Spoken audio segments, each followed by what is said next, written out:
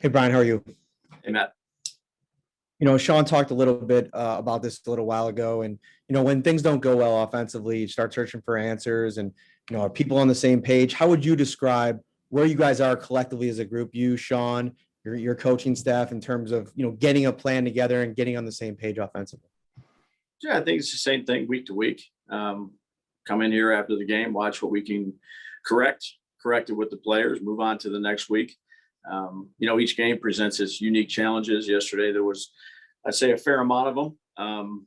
We had some good plays in there, and then obviously we had, those drives there in the red zone that, we stalled a little bit on. It was some, whether it was a false start that moves us back to 3rd and 14, and then we're 4th and 14, which is, tough going into the win as it is, or, we get down there and we have a sack on the 6-yard line. Those are things that always set you back, regardless of where you're playing, when you're playing, the wind, sun, it doesn't really matter. So, each week we just try to put together the best plan we can and then go out there and execute. And that's what our goal will always be. And then with Josh, the weather conditions being what they were, he seemed to really throw it pretty well into the wind, even when you guys were going in that direction. How do you balance as a play caller, all of his abilities, whether it be turning him loose into the wind, throwing the ball, or, using him as a runner, which can be dangerous at times, but, maybe a game like that, you can lean on him as a runner a little bit. Yeah. I mean, look, we tried a variety of run schemes that game. Zone reads, counter reads, inside zone, outside zone, gap schemes, RPOs. That was an area we didn't get going too well. I think we were, fairly balanced with the run game and the pass game on 1st and 2nd down, but much more production in the pass game. But still, there's, when you're talking about conditions like that in the wind, it's not just the passer, it's it's the catchers. There's a lot of things that go into it.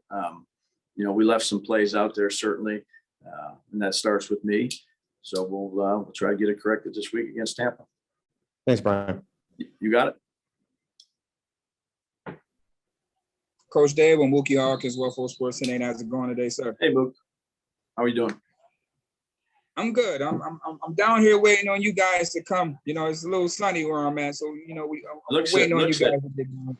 Looks Yeah, I'm hosting the Nationals, the Youth Nationals down here in Tampa. But Coach, nice. That last possession on 3rd down, it looked like New England was playing zero coverage. We don't go to Steph Diggs across the middle. It was on the 4th down play. That was a fourth was Beasley. Diggs was on 3rd down, zero coverage. Do we have something to go to our go-to guys in that moment right there? Yeah, well, on the 3rd down, on the 4th down play, it was zero coverage, and I'd say Brian did a really good job. We ran a double post concept, and Beasley undercut Brian, and Josh was put it where he wanted to put it to Gabe, and Brian fell off and tipped it off. So. Look, those are critical plays. Those are tough situations to face, whether it's 3rd and 14, 4th and 14.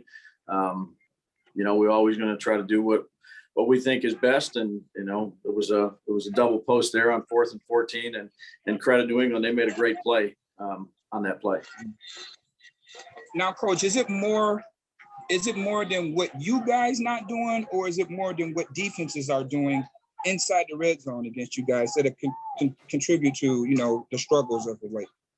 Yeah. I mean, look, we've had games that we've been pretty good. We've had games that we've struggled. And look, I think you always give credit to the opposition and to the guys that you're going against. They did some good things down there. Are there certain plays that we definitely could have executed better? Absolutely. Or better play calls, whatever that may be. But, credit New England. They did a good job down there, and, they did better than we did. Good luck this week. See you soon, Thanks. Coach. Hey, Brian, Josh Reed. Hey, Josh. Thanks. Hey, how are you? Just thanks for taking a little bit of time here. You got it. Did you get a chance to find out the Steph Diggs, that the long pass there that kind of floated over him, and it looked like he was having trouble tracking it? We were not going to get a chance to hear from Steph, but was that a wind? Did the wind take it on him a little bit there? Yeah, I'm sure it. Look, that was, you guys were there. You saw it. I mean, that was a good throw, but those are hard to track too. And he's got exceptional ball skills. So whether it tailed off the last minute or moved, those you take all into account. he ran a great route. And that was it was a great throw. But again, there's so many factors that go into that with the wind carrying it or moving. And, that was a tough play. When you go back and have looked at the film now, Matt brought this up a little bit ago, Josh's ability to even throw the ball into the wind. He didn't look like he was struggling a whole lot, getting it through, cutting it through the wind when he was going against it.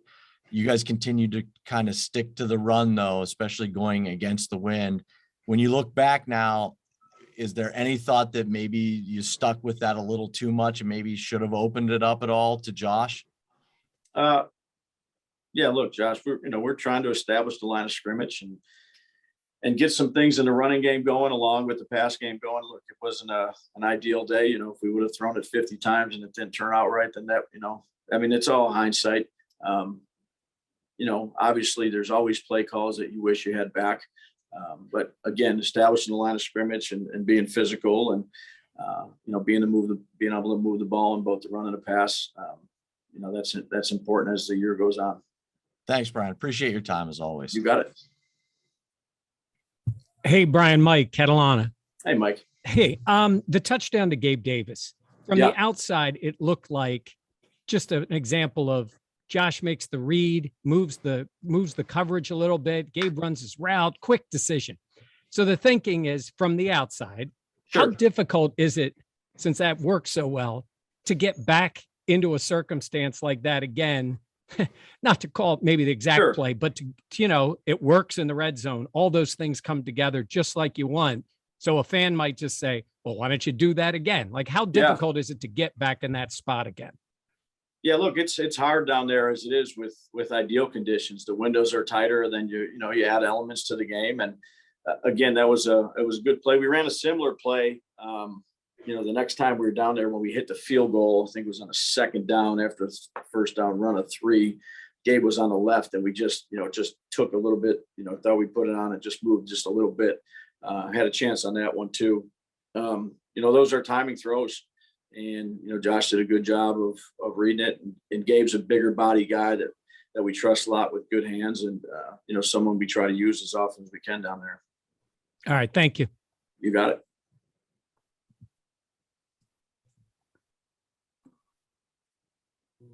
Oh, there we go. Good afternoon, Coach. How you doing today? Hey, George. How are you? All righty. I was just looking at some of the film earlier today. It looks like you had some good play calls, especially at the goal line near about the 6-yard line with Zach Moss, when you called the play for Zach. And it looked like he just missed the hole. If he would have went to instead of going to the right and going to the left, he could have walked right into the end zone. And it just looked like a matter of these guys not feeling because maybe they haven't had enough touches of how this line blocks and where the holes are. And Devin Singletary too, around midfield, missed one that looked like he could have went through that hole. If he would have went to the right instead of the left, that could have been probably a 15-yard gain. Is it that these guys just not getting enough reps to get comfortable with the blocking assignments of this offensive line? No, I would never make that excuse. Look, we work hard at it. I'd say every day. And again, each run is a little bit different and a split second decision of what you see or not see. And, sometimes it's the run game takes everybody. It takes the line, controlling the line of scrimmage and being physical, the running backs reading it the right way, the tight ends and the receivers getting their blocks. It's not just one thing. It's, you wish it was as simple as that. But, there were certain runs out there that I thought, we did a good job of hitting, and then there's certain runs that, we wish we had back a little bit. Same thing with the line, same thing with the play calls. I mean, we're all in this together, to try to fix the things we need to fix. And again, it's not just the run game. It's, there's a lot of things, and hopefully, you get done with the game and there's a little bit less to fix the following week. So, there's quite a bit to clean up from this game, and that's what we'll do. We'll do that together.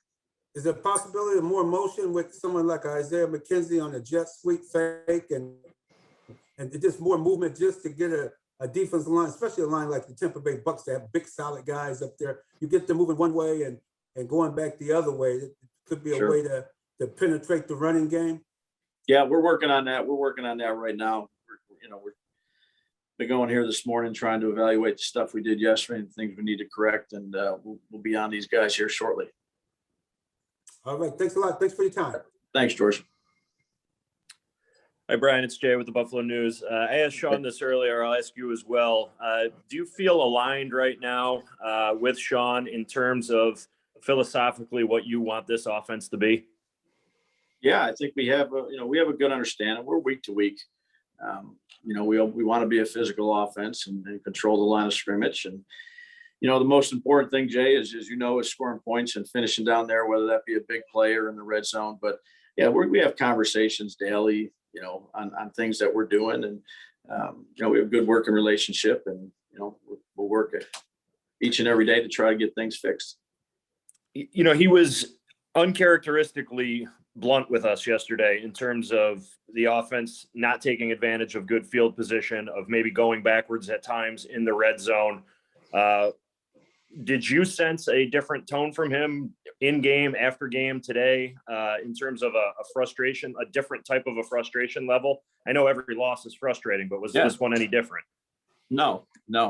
I mean, we went backwards on a second down sack that puts us back into the wind, which everybody's frustrated with that. And then we have a false start at the end of the game that puts us to 3rd and 14, which is, hard enough to convert, and then the 4th and 14. So again, we're all working in this thing together. We're aligned in what we want to do, and we keep on working at it. Thanks, Brian. Appreciate your time. You got it. Hey, Dabes, I know you said there's a lot to look on and fix from this one, but some good things that came out of this game as well. With the short week, what do you want to see out of your offense on Sunday as they head to take on the Super Bowl defending champions? Yeah, I want to score more points. Again, each week is different. Situation, team you're playing against. Look, they have a really good team as we get started on them. Just a little while ago, they have excellent defensive front. They're second in the league in stopping the run. We're gonna have to do a good job of taking care of the football as always, and go out there and play good complementary football. Thanks. You got it.